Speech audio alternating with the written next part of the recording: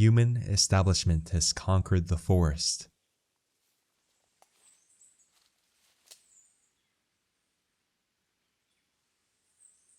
But if you tilt your head back and look high enough, you can still catch a glimpse of the sky through the old canopy. Nature is patient. It climbs right over our walls, turning a restricted perimeter into a hidden, silent fortress. Yes, we built our grids. We poured our foundations, but we can never fully lock them down. You spend months hiding from the complexity of the world, and yet, you always end up seeking a path. You map your boundaries.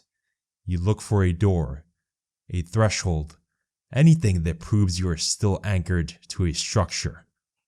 The land is so vast that it can feel like nothing but a beautiful endless possibility.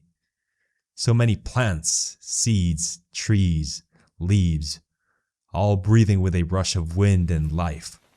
It is a breath of fresh air.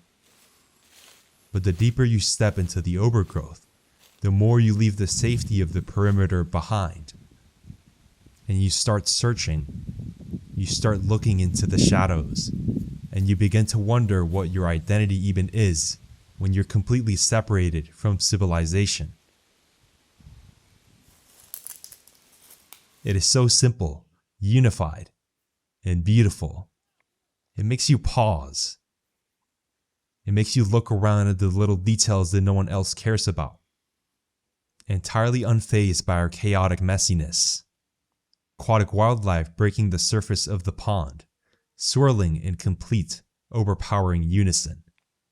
Everything here is beautiful because it seems to be at peace. There is no tension. It is all like a perfect mirage from my dreams. Only that it is real. But the peace is fragile.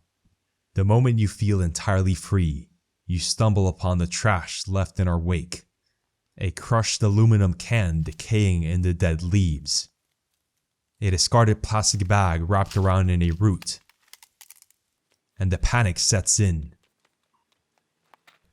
Alone, both together, in unity. All of us, just waiting for the gate to open.